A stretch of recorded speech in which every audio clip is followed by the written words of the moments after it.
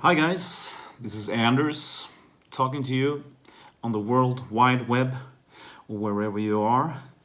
I got three things that I want to talk about, and it's about my inspiration and different vocalists that I've drawn from in my younger days when I started to sing and started my career, really.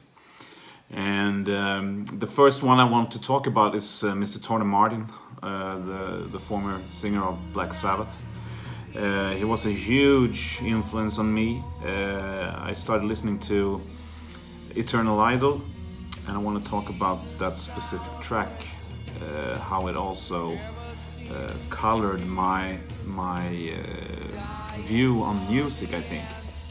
And the way that song is built, it's built like a proper doom metal song. Actually, I think it's the Black Sabbath song that are most similar to what we do in Sorcerer. Actually, I think it's close to where we are and where we come from.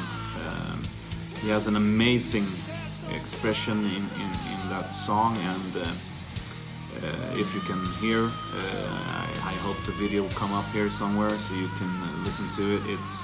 It's an amazing song and a great album, I think.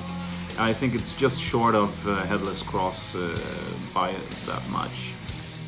So Tony Martin's been with me for since the 80s, and I'm a huge fan. I've met him a couple of times actually. I shared stage with him, and I did a little bit of a duet with him on The Shining.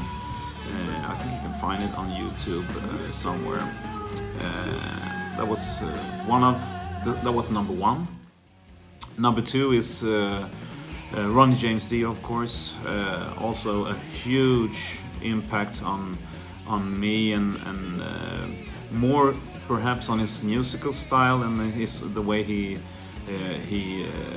expresses himself and the way he uses words in his lyrics, and how he emphasizes the expression of the lyrics is fantastic. And I think the best song to hear this in is Falling Off the Edge of the World from Mob Rule's album. I think it's one of the best songs ever written. Actually, it's up there among the top 10 for me. And it's got everything. It's got heaviness, it's got melody, it's got faster riffing.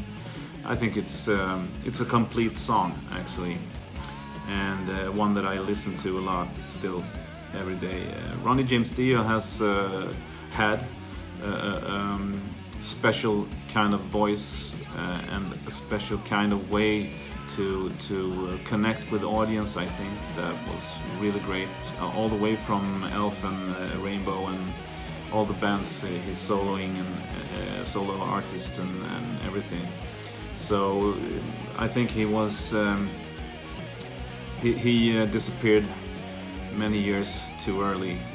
I would have loved to seen him a couple more times. I actually met him when I was on tour with Lionshare on the Monster of the Millennium tour back in 2000 or 99, and we joined Dio, Motorhead and Manowar at that point with Lionshare, and it was a tremendous experience to be able to share the stage with this little huge man. Number three is Mr. Rob Halford. He's also been a huge important figure in me and my musical interest. I think he represents the most diverse voice of them all. When they started back with Rock-a-Rolla and Sad Wings of Destiny, they were more kind of proggy band, and they didn't sound at all like they do today. So that's a huge difference, of course. And his voice has changed also. He was sang more clean, more laid back then, and now it's amazing pushy voice that really throws you off your off your shows or whatever you say. I also chosen a song that I think is one of the best he's done, and that's The Sentinel from Defenders of the Faith album. I've listened to it 1 million times at least, and I think he shows his more modern approach on that one, and it's a fantastic performance and a fantastic song. One of the best albums, metal albums to me, and I know Peter in the band agrees with me. He loves it too, and yeah, so that was number 3. So I got Tony Martin, Ronnie James Dio, and Rob Halford, among others, of course, but those 3 are really big, and yeah, been happy to have them in my life. Okay, so see you later.